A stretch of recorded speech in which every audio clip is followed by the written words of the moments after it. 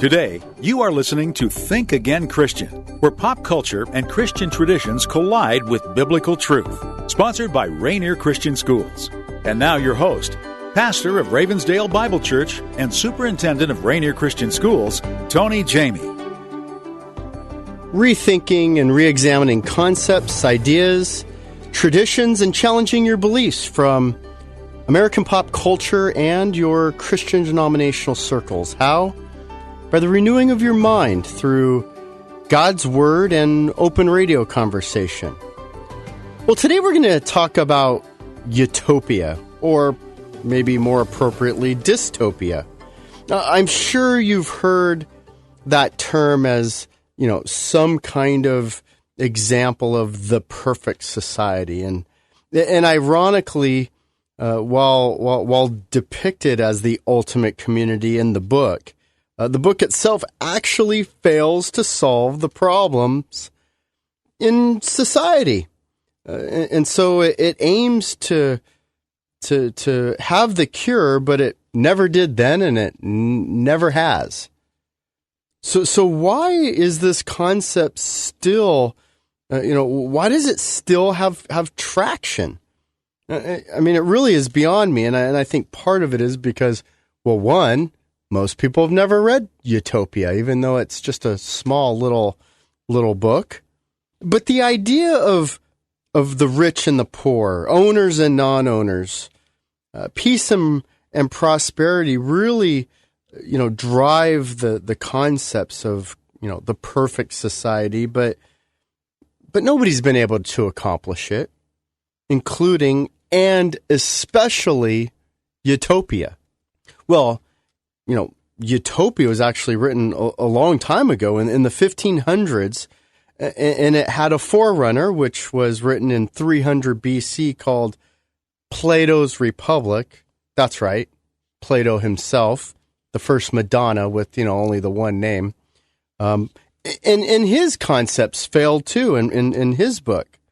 And since then, we haven't had any shortage of books and movements trying to create the perfect community, the perfect society, including, utopian and dystopian communities. Now, dystopian societies tend to focus on the imperfections or the failed attempts at utopia, but make no mistake, they are still forms of utopian ideals, and they're really, there to point out, we can get there. You just don't do it this way. One famous book that most people probably don't link to, but is Gulliver's Travels. Gulliver's Travels is a journey of a series of utopias and dystopias, and some good places and some bad places. And recently, there's just been a wave of books that have been converted into kind of popular. I guess I call them teen movies, since the teenagers love them. Books like, The Giver or Divergent, Maze Runner, and The Hunger Games have been mega hits at the box office. And some of you listening have grown up, with the mandatory reading of Fahrenheit 451, or, maybe you read, Ayn Rand's Atlas Shrugged, George Orwell's Animal Farm in 1984. But the greatest impact of all the utopian society has been through the political, and it's been through a really tiny book called The Communist Manifesto, and that was written by Karl Marx and Friedrich Engels, and you might be asking yourself, whoa, time out. Are we trying to equate Plato, Utopia, Hunger Games, George Orwell, and communism all into this one bag?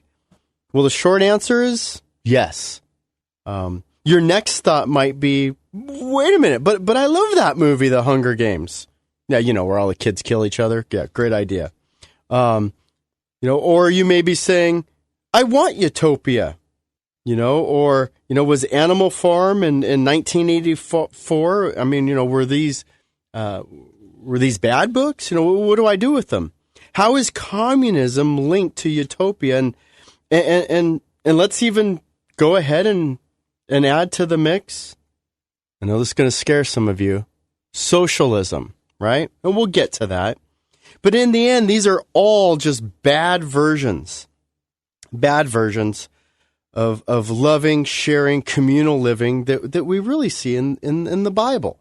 We really saw with Israelites in the Old Testament. We saw this in the book of Acts, and where believers were making sacrifices for one another and buying and selling, their property to share with one another, to share with the poor, the widow, orphan, the poor. So what are we to think about these concepts as believers? Is it important? Well, today I want you to think again about these ideologies, since they are mainstream beliefs in the Western Hemisphere. And since the turn of the century, they've been making bad attempt after bad attempt after bad attempt. So where do we begin? Well, I think the best place to start is Sir Thomas More, who is venerated by the Roman Catholics as Saint Thomas More, and he was quite gifted. He was an English lawyer, a social philosopher, an author, a statesman, and really a noted Renaissance humanist.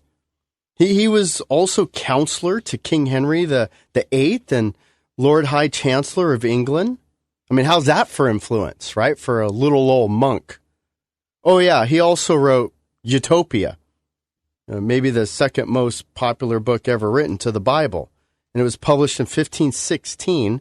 And it was about a political system of an imaginary, ideal island nation. Now, remember, More opposed, as a monk, things like the Protestant Reformation, which, makes sense. In particular, the theology of Martin Luther and William Tyndale. But again, that makes him the liberal, and that makes him on the wrong side of the Protestant Reformation. Just take note of that. More opposed the king's idea of the separation from the Roman Catholic Church. That's because he really wanted that tie-in with the church and the state to be the same. And so to say that More's beliefs were mainstream or championed would be quite a stretch, actually. And yet so many people think that he just hit the nail on the head with his concept of utopia. It's just not true. It's a false presupposition. The goal of utopia was to present a better world. It was a hope for equality, peace, prosperity, and respect for others. I mean, and that's good. And on the surface, who wouldn't want to live in a perfect society of equality and prosperity? More's utopia promised, a Commonwealth Republic. I mean, do you get it? It's the society is then equally wealthy. In order to accomplish this, there's no private property. They have shared storehouses. Things like, your trade, your skill doesn't directly equate to a monetary reward. There's shared hospitals and food and clothing and shelter for all. I mean, that sounds good. There's also the freedom of religion and no war, and things like euthanasia are okay. And by the way, it's acceptable for you to have 2 slaves per household. I mean, you're starting to get the picture? When you really lay it all out, it's not quite the utopia that you thought it was. Because again, how do you make the distinction between the slave and the homeowner? There's always this separation of people. Now, of course, More was heavily influenced as a monk by seeing, Catholic abuse in the church and in the hierarchy, and then also living his monastic lifestyle. It was a very simple, shared, communal type of living. And so, yes, there's a gap between the haves and the have-nots, but the idea that a monastic lifestyle where there is absolutely no monetary division is just completely unrealistic. I mean, even in a monastic lifestyle, somebody's paying for it, right? Somebody's paying for all these grown men to have this communal living and need no cash. I mean, how does that work? So there's always a community that has leaders or risk takers, entrepreneurs, and individuals who live for freedom in the pursuit of happiness. And what about the lazy, or maybe just the unskilled or less talented or less ambitious? Maybe can all truly be equal? I mean, heck, I would love to make $15 million a year, but you know what? People don't want to watch me work like they want to watch Russell Wilson work, or listen to my music like they like to listen to Taylor Swift's music. And so how do we live in a society that has, Russell Wilson, Tony Jamie, and the homeless? Well, as Christians, we don't we want to take care of the widow, the orphan, and the poor? Well, yes, but let's get back to some of the ways that the world has attempted then to solve this problem outside of Christianity. In 1848, another heavily influential book, other than Utopia, was written called, and I mentioned it earlier, the Communist Manifesto. In another attempt to correct the abuse of governments that abused its people, Karl Marx set out to espouse utopian principles of equality in economics, government, and justice. The result was one of the most destructive political movements ever created by mankind, called communism. Understand, all the elements of communism can be found in utopian ideas of combating class struggle, uniting the workforce in an attempt to end poverty, governmental corruption. The goal of communism was to end individual ownership so that there would be no longer a difference between rich and poor, haves and have-nots. The key to their ideology would be grounded in economics. That's the morality. Money was the problem, so eliminate the division of financial inequality. Forget the law of supply and demand. Forget the idea of reaping what you sow. Forget the idea of free market society that rewards individual skill and talent. Go ahead and throw in luck too if you want to. I'm fine with that. Instead, each according to his own ability, each according to his own need. Each according to his own ability, each according to his own need. The battle cry for communism. So everybody works their own talent level and everybody gets paid equally. Well, again, while millions of people want to pay $1 to own a Taylor Swift song, should she not receive more money than Tony Jamie? Well, I have 5 children. Taylor Swift is single and has none. Each according to her ability, each according to his need. Well, when we come back, we'll take a closer look at Dystopia. Since their small beginnings in 1963, the Ministry of Rainier Christian Schools has been dedicated to educating and developing each of their students for the glory of God. And it's more than just a school. Rainier Christian Schools is actually an entire school district, with 3 schools serving the areas of Kent, Auburn, Covington, Renton, and Maple Valley. The Christ-centered environment weaves God's truth through everything they do, from top-notch academics all the way through their competitive sports programs. Learn more at rainiercsd.org or call 425-255-7273. That's 425-255-7273. Contact Rainier Christian Schools today. Welcome back. You're listening to Think Again Christian, sponsored by Rainier Christian Schools. And now your host, Tony Jamie. Today we're talking about dystopia. Dystopia is the opposite, really, then of utopia, which is that idea that we're going to create this perfect society outside of the laws of God, outside of Christianity, outside of God's morality. And humans have been trying to do this since Plato, since Thomas More's Utopia, since Karl Marx's Communist Manifesto, and it just fails time and time again. We were talking a little bit about the communist, and one of their calling cards was a strong stance against Christianity. Since the devotion to the state is absolute, and really the state then becomes your God, and religious convictions just cause arguments and divisions and war. You've heard that. Of course, more people have died fighting for and against communism than any ideology in human history combined.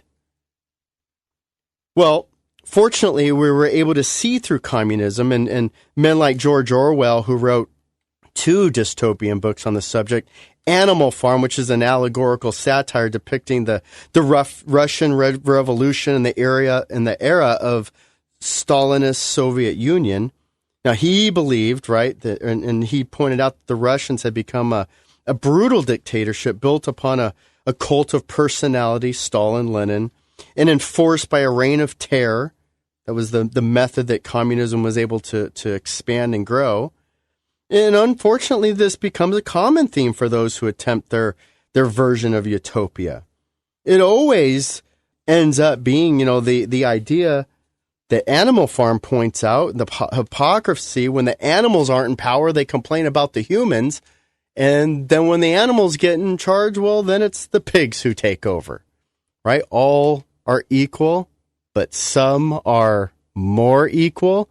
Who are the some? Well, those who are in power. Those are the some. And through the use of humor, irony, and exaggeration, Orwell ridicules the communistic Russian ideas by using a farm of animals that, feel completely abused and taken advantage of by their ruler, by their owner, the farmer, the system, the government. There's obviously bias against the animals. And once the animals take over, it doesn't take long at all before they end up doing the same thing that the select few humans do. There is no equality in utopia or communism. All are not truly equal. It doesn't work. Well, what about the Bible? I mean, why did Thomas More, a monk, abandon the scriptures? Was the Bible silent on the issue of social injustice or human equality? The church has always been generous and to missionaries and schools and hospitals and outreaches.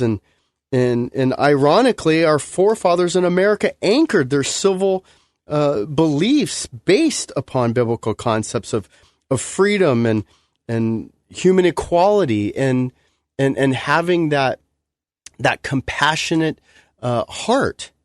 We've seen throughout the scriptures, Deuteronomy 8:18, it's God who makes wealthy, not people. 1 Peter, talks about, that we're called to serve others. 2 Corinthians 9:6 says, be a cheerful giver. James 1 says, pure, undefiled religion is serving the widow, the orphan, and the poor. I mean, that's pure religion. That's as good as it gets. Matthew 14 reminds us there will always be the poor. And then, Mark 25:35 and Hebrews 13:2 talks about the idea that when we're serving others, when we're helping our community, that we're entertaining angels. And maybe in some cases, you are doing for me, Jesus says. And so the Bible's always been very pro-community living. So why did More abandon it? The nation of Israel was taken captive by the Babylonians and they were taken to foreign cities, and yet they were still instructed in Jeremiah 29:4 to seek the welfare of the city and to pray to the Lord on their behalf. We've always been called to live in community and in peace and equality. Well, God tells us to bless our enemies. God tells us to seek them out, to pray for them. The Greeks used the term agape to express a type of love that was unlimited in loving kindness towards others. Christian charity has then been the ideal of voluntarily giving help to those in need. It was through Christian charity that we saw organizations like the YMCA, Young Men's Christian Association, or the Red Cross that would make no division between the two enemies on the battlefield, but just go out and minister to both sides. See, the Bible's always known that there was going to be an economic disparity. And the Ephesian church dealt with this. And the Ephesian church, consisted of slaves and poor and widows and well-to-do women and households that were wealthy. We've always had a combination of the rich and the poor. Always. There will be rich, there will be poor, there will be a division of classes. And so the spiritual is more important than the economic division. The spiritual unity in Christ is more important than how much money you get paid. Utopia and communism is all about monetary equality. A morality that's based on finances is then very twisted. We don't obey the law and seek to do good based on our economic status. If I'm poor, I can steal. When we start worrying too much about others' wealth, this drives us to things like jealousy and coveting and discontentment. These are not new topics for the Bible.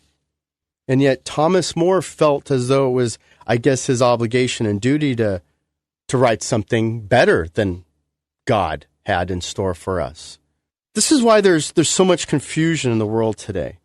Because we have all these different books and movies, and they almost always equate to money and morality, right? And at Rainier Christian Schools, we talk about the messages in movies like The Giver, The Hunger Games, The Maze Runner. And normally these movies, just go unchallenged. It was just either a cool movie or not. But that's dangerous. And it's that subtle, mindless thinking that I want to teach you not to do and think again, Christian. These movies highlight versions of utopia without offering any real solutions or answers. So what's the point? What's the point of The Giver? What's the conclusion of The Hunger Games? The viewer, the reader is left to conclude that utopia can be accomplished if we just, made a little adjustment. No, it's a major adjustment. A version of communism is okay. No, it's not. But see, this is how we have socialism, because, socialism is the good side of communism, right? See, I remind our students every year that socialism is a form of communism. Quick history lesson 101. What does the USSR stand for? What did it stand for? United Soviet Socialist Republic. The communists were socialists. What was the Nazi Party? The Nazi Party was the National Socialist German Workers' Party. The Nazis were socialists. Don't take my word for it. Just read their literature. Read their title. Know their name. It's like ISIS. ISIS is an Islamic name. It's in their name. Don't call it ISIS. Call it what it is. It's Islamic. I mean, talk about a wolf's in sheep's clothing. Why would we be, why would we ever seek a philosophy like socialism that has ties to men like Stalin and Lenin and Hitler and Castro and Ho Chi Minh and Che Guevara? Well, when you don't call a spade, then that's where you start to think, well, they weren't all that bad. So if we call it totalitarianism or fascism or imperialism, well, then we get it. But if we call it socialism, well, then roll out the red carpet. This is why we go through the Communist Manifesto in our political science class at Rainier Christian, so that our students can read it for themselves. It's not a long book. Everybody, it should be mandatory reading. Why? So that when you read it and you hear your politicians saying it, you should say, aha, that's communism. That's not American. Orwell's book in 1984 completely exploits how culture falls into this kind of ideology. And it, of course, it usually begins with the fear of war. And so the idea is peace. And then, we're all going to be equal. Of course, it always means we wear the same jumpsuit, right? I don't know what the deal is with jumpsuit. But they have, big brothers watching over everything. Well, who's big brother? Who decides? Who holds the keys? Who's the pig of the farm? And so none of these systems have really been able to eliminate what they're trying to eliminate, which is leadership, which is somebody who takes an absolute moral law, absolute moral authority, and then lives it out. And so for us, that's God. And for us, that's the Bible. And so there are certain elements of the utopian concepts of virtue, which is true because it's intrinsically linked to Christian values, which more obviously gleaned from. But in the end, as we all think alike and we all want to have this peace and unity and prosperity, utopia is not the answer. The only true community of society that produces social, spiritual, and economic principles of true equality are found in the Bible. The fact is that all utopian ideas are an attempt to avoid the God of the Bible. So before you get caught up in desiring utopia, your politician, or your favorite book that has just been made into a movie, there is no utopia apart from God. It's all dystopia, so think again, Christian. You've been listening to Think Again Christian, sponsored by Rainier Christian Schools and Tony Jamie. Rainier Christian Schools serves preschool through high school with 3 locations in the Renton, Maple Valley,